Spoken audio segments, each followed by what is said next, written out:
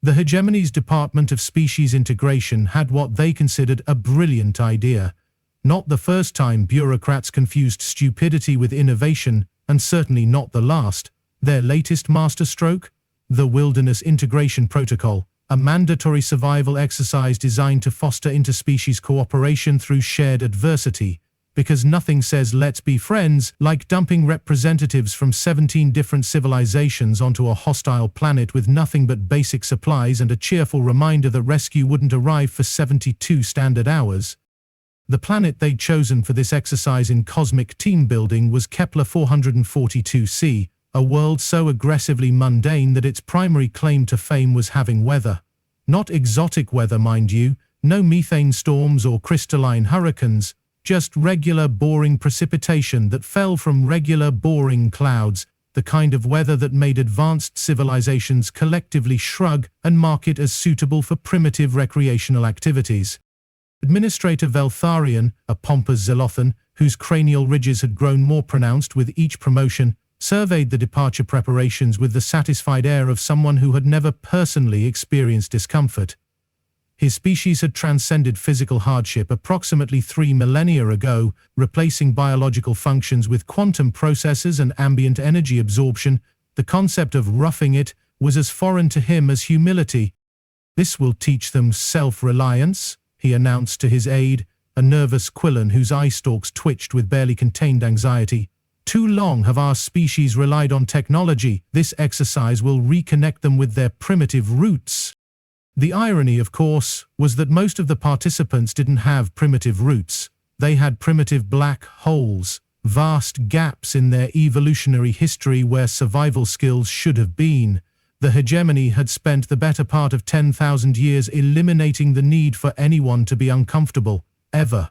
Now they wanted to rediscover the character-building properties of misery. It was like asking a fish to remember how to fly if the fish had never possessed wings and considered the very concept of aerial locomotion a personal insult.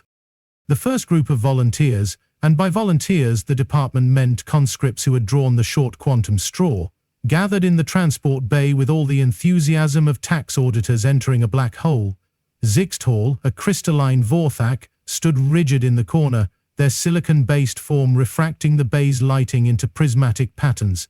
They absorbed nutrients directly from mineral-rich soil and hadn't encountered an organic compound in decades. The thought of touching actual dirt without proper filtration systems sent sympathetic vibrations through their crystalline matrix.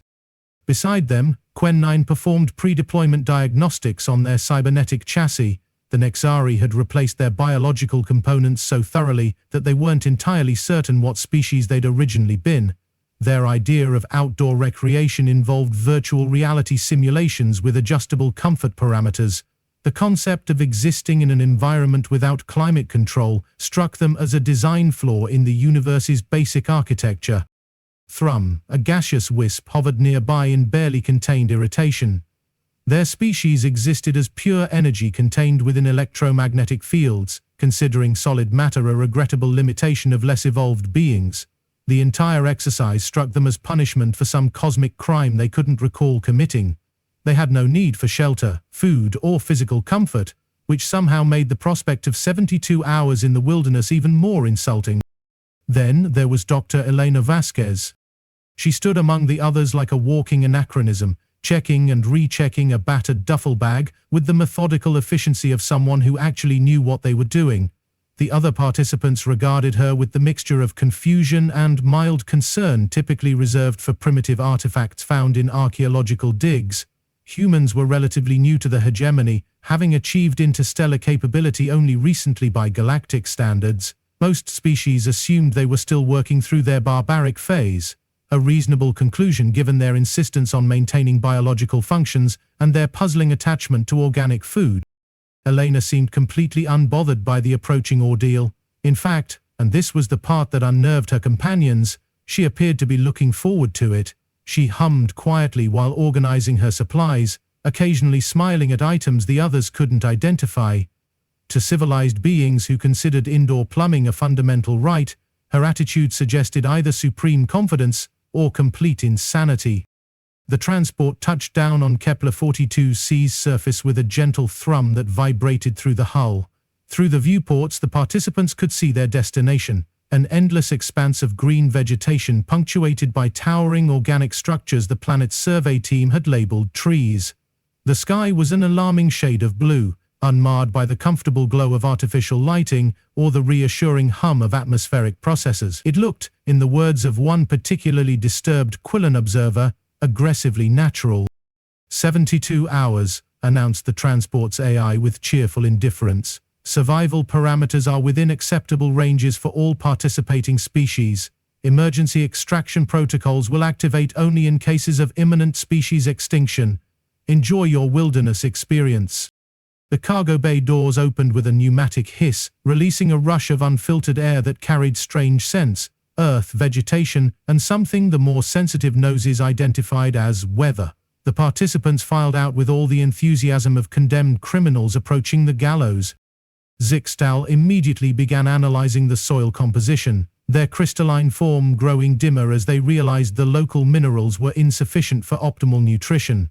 Quen 9's sensors went into overdrive, cataloging thousands of potential environmental hazards, while their cooling systems struggled to adapt to unregulated atmospheric conditions. Thrum expanded their electromagnetic field experimentally, then contracted it in disgust upon encountering airborne organic particles.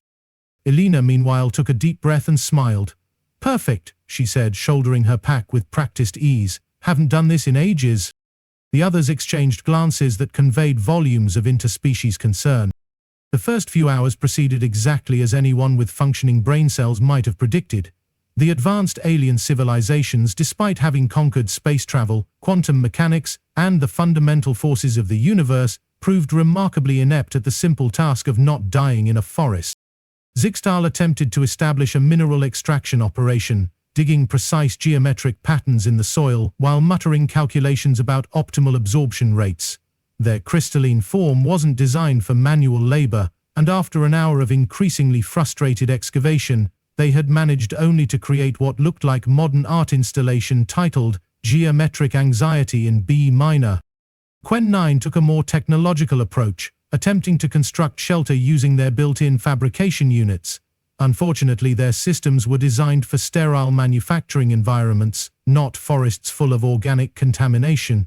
Every few minutes, their filtration systems would detect another airborne pathogen, triggering decontamination protocols that reset their construction progress. They spent most of their time building the same corner over and over while their processors frantically catalogued pollen counts.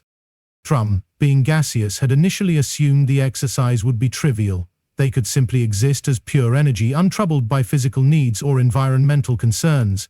What they hadn't anticipated was the psychological impact of being surrounded by solid matter for extended periods. Trees, rocks, soil. Everywhere they looked, crude matter stubbornly insisted on occupying space. It was like being trapped in a universe designed by someone with no aesthetic sense whatsoever. Elena, observing this circus of incompetence with bemused interest, quietly walked a few hundred meters away from the landing site and began unpacking her supplies. The others, too absorbed in their individual struggles against nature, barely noticed her departure. This proved to be a significant oversight. Elena's first action was to survey the terrain with the practiced eye of someone who had actually read survival manuals, and more importantly, someone who had needed to use them. She identified a slight rise in the ground near a cluster of trees, positioned to provide natural windbreaks while maintaining sightlines in multiple directions. To her alien companions, struggling with basic concepts like ground and not dying, her methodical assessment would have seemed like strategic military reconnaissance, which, from a certain perspective, it was. She began by clearing the area with efficient movements, removing stones and debris with the kind of systematic thoroughness that suggested extensive practice. Then came the tools, not the gleaming technological marvels her companions favored, but simple, proven implements that had served humanity for millennia.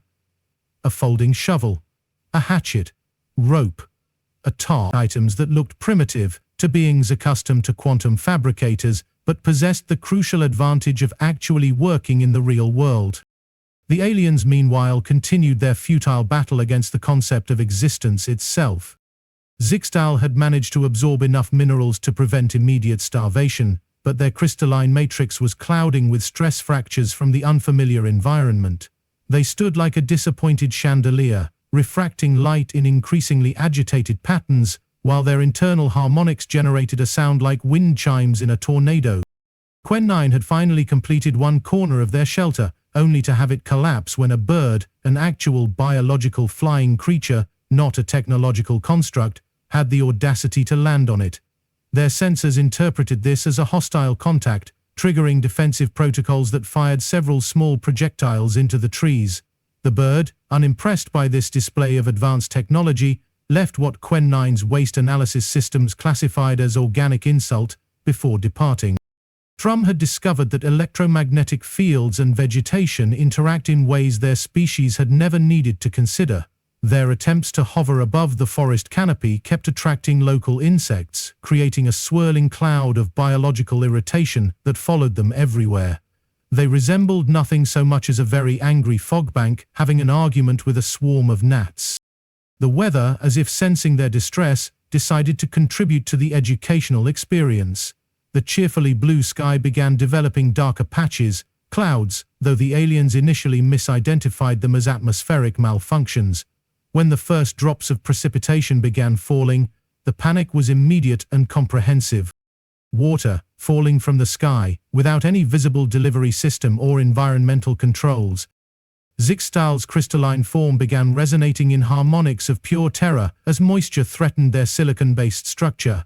They frantically sought shelter under the trees, only to discover that organic matter possessed the apparently malicious property of allowing water to drip through at irregular intervals.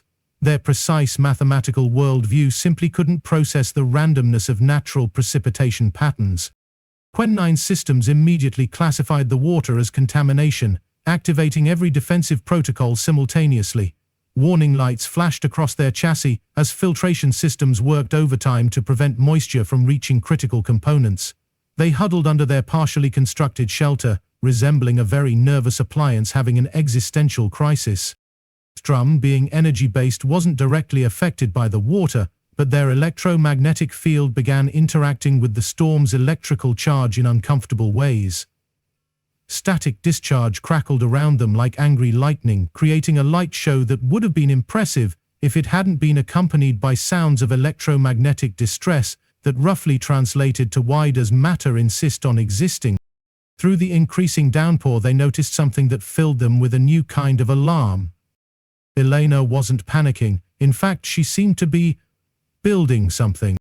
What had started as simple shelter construction had evolved into something far more elaborate. Elena worked with the focused intensity of someone implementing a long-range strategic plan, and the results were beginning to look less like camping and more like military fortification. She had constructed a raised platform using logs and rope, elevated several feet above the ground to prevent water accumulation. Over this foundation she had erected a framework of interlocked branches, lashed together with knots that spoke of extensive training in structural engineering. The tarp stretched across this framework wasn't just providing shelter, it was channeling water into carefully positioned collection points, creating a sophisticated rainwater harvesting system. But that was just the beginning. Around the main structure, Elena had begun constructing what could only be described as defensive positions. Trenches disguised as drainage channels directed water flow away from her camp while creating natural obstacles for anything attempting to approach. Sharpened stakes, ostensibly for structural support, were positioned at angles that suggested thorough knowledge of perimeter defense. The aliens watched in growing horror as their human companion transformed a simple camping exercise into what appeared to be preparation for siege warfare. "What is she doing?" Zixtal's harmonic vibrations carried tones of crystalline panic. Constructing fortifications, Quen9's tactical subroutines provided unhelpfully. Estimated defensive capability, substantial. Estimated threat level, please define parameters for existential dread. Drum's electromagnetic field flickered with confusion. Is this normal human recreational behavior? None of them had an answer. Their species had eliminated warfare so thoroughly that they barely remembered it as a concept. The sight of someone casually constructing military-grade defenses as if it were a pleasant afternoon activity struck them as evidence of either supreme tactical genius or complete psychological breakdown. Elena, oblivious to their mounting terror, continued her work with the satisfied efficiency of someone doing exactly what they loved. She hummed while constructing obstacles, she smiled while digging defensive positions. When she produced a small device from her pack and began sharpening stakes to razor points, the aliens seriously considered activating emergency extraction protocols. The rain continued to fall, turning their simple survival exercise into a miserable ordeal of mud, confusion, and growing certainty that they had been paired with a tactical mastermind from a species of warriors who considered combat preparation a form of relaxation. As evening approached and the storm showed no signs of abating, Elena's fortress stood complete. It was a masterwork of practical engineering disguised as camping equipment, waterproof, defensible, and equipped with amenities that included filtered water, elevated sleeping quarters, and what appeared to be prepared positions for ranged combat operations. From her covered porch, because of course she had constructed a porch, Elena waved cheerfully at her bedraggled companions. "Hey," she called over the rain, "anyone want hot chocolate?" The aliens stared in disbelief. She had hot chocolate, in the middle of a wilderness survival exercise, while maintaining what appeared to be tactical superiority over the entire surrounding area. Quen 9's threat assessment protocols gave up and displayed error messages. Zixtal's harmonics reached frequencies normally associated with structural failure. Thrum's electromagnetic field began emitting patterns that roughly translated to, "I want my quantum processor." Elena, interpreting their stunned silence as interest, held up a thermos and some camping cups. "It's freeze-dried, but I brought the good stuff. Swiss Miss with mini marshmallows. Nothing beats hot chocolate when it's raining." The three aliens approached her fortress with the caution typically reserved for unexploded ordnance. Elena's defensive perimeter was so well constructed that they had to follow designated pathways, passing under what were definitely not decorative archways but carefully positioned choke points that would funnel any attacking force into predetermined kill zones. "This is extensive," Quen 9 observed, their sensors cataloging defensive features with a mixture of professional admiration and existential terror. "How long did you estimate the construction time?" Elena shrugged, pouring hot chocolate with the casual efficiency of someone serving tea at a garden party rather than someone who had just built a military installation. "Couple hours. I'm a bit rusty. Been too long since I've done any real camping." "Camping," Thrum repeated, their electromagnetic field flickering with confusion. "This is what your species terms recreational activity?" "Well, yeah." Elena handed them each a cup of hot chocolate, seemingly unaware that two of the three recipients had no biological mechanism for consuming it. "My family used to go camping every summer when I was a kid. Dad was ex-military, so he taught us to do it right. If you're going to be outside, he used to say, be comfortable and be prepared." The aliens exchanged glances that conveyed several layers of interspecies horror. "Prepared?" Zixtal's crystals resonated with barely contained panic. "Prepared for what, exactly?" Elena gestured vaguely at the forest around them. "You know, weather, animals, the usual outdoor stuff, bears maybe, though the planetary survey didn't mention any large predators. Still, better safe than sorry." She sipped her hot chocolate contentedly. "Besides, building camp is half the fun. There's something satisfying about creating a little pocket of civilization in the wilderness." Quen 9's processors struggled to pass this information. "You construct military fortifications for enjoyment?" "Military?" Elena looked genuinely confused. "It's just camping gear. Basic shelter construction, really, though I guess Dad's old army training does show through. Dig in properly or dig your own grave, he used to say." She laughed at the memory. "He was big on redundancy and defensive positioning, said it was better to over-prepare than to spend the night cold and wet." The aliens stared at her with the collective realization that humans considered siege preparation a normal family activity. The implications staggered them. A species that built fortresses for recreation, that taught military engineering to children as essential life skills, that considered tactical positioning and defensive strategy basic elements of enjoying nature. And they were the newest members of the hegemony. Thrum's electromagnetic field pulsed with what could only be described as existential vertigo. Your families engage in survival warfare as recreational bonding." "Survival warfare?" Elena nearly choked on her hot chocolate, laughing. No, just camping. You know, sleeping bags, campfires, s'mores, ghost stories. Family time away from the city. She gestured at her fortress with obvious pride. Though I'll admit this is more elaborate than usual. Haven't had the chance to really go all out in years. The storm was beginning to subside, and Elena's defensive preparations proved their worth as water flowed smoothly around the elevated structure, while her rainwater collection system filled containers with filtered drinking water.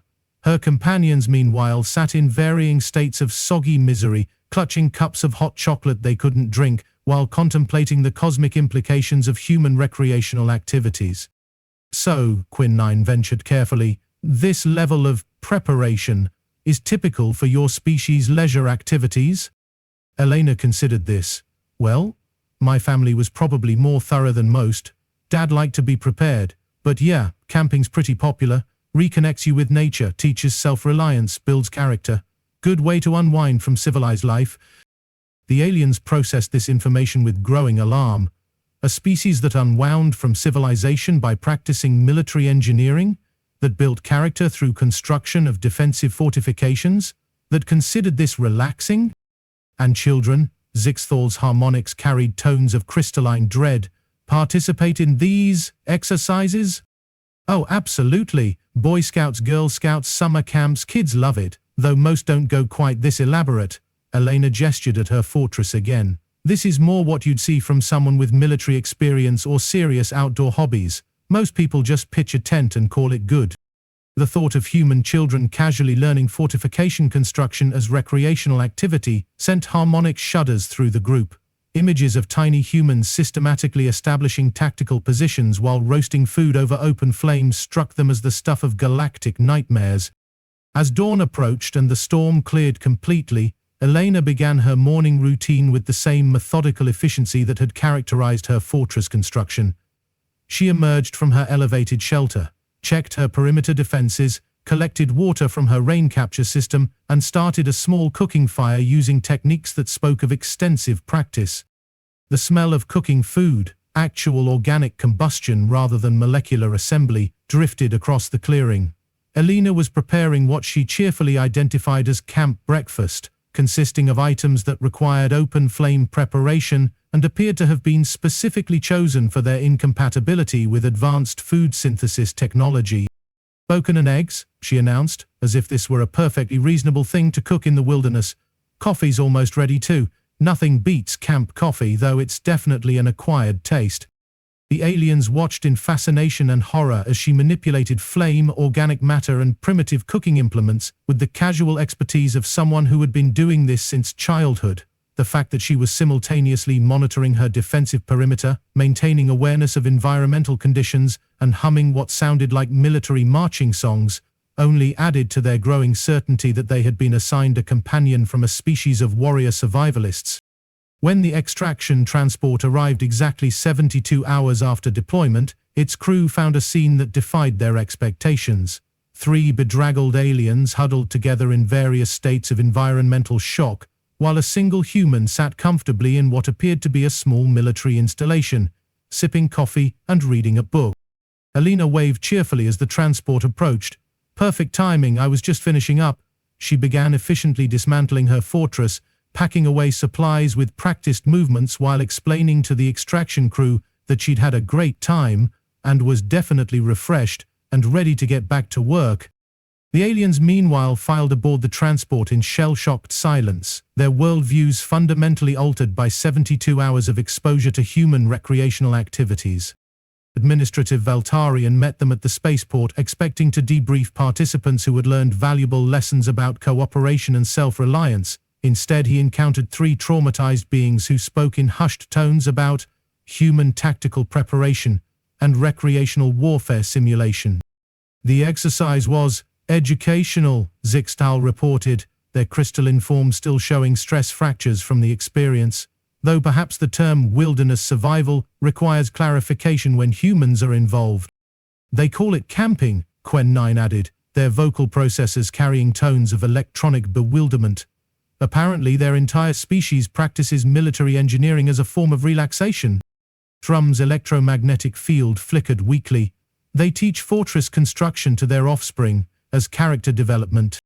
Elena, oblivious to the psychological trauma she had inadvertently inflicted, submitted her exercise report with enthusiasm.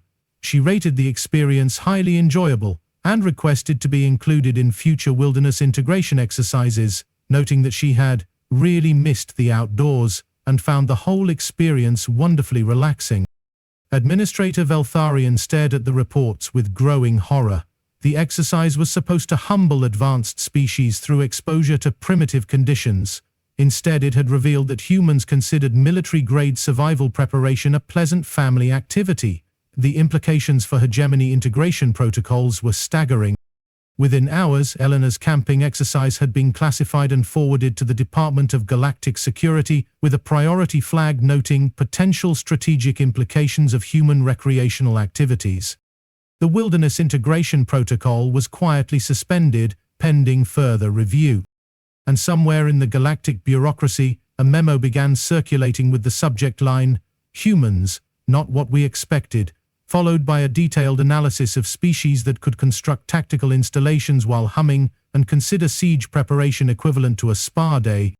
Elena, meanwhile, returned to her quarters and began planning her next camping trip, completely unaware that she had single-handedly redefined the hegemony's understanding of human capabilities.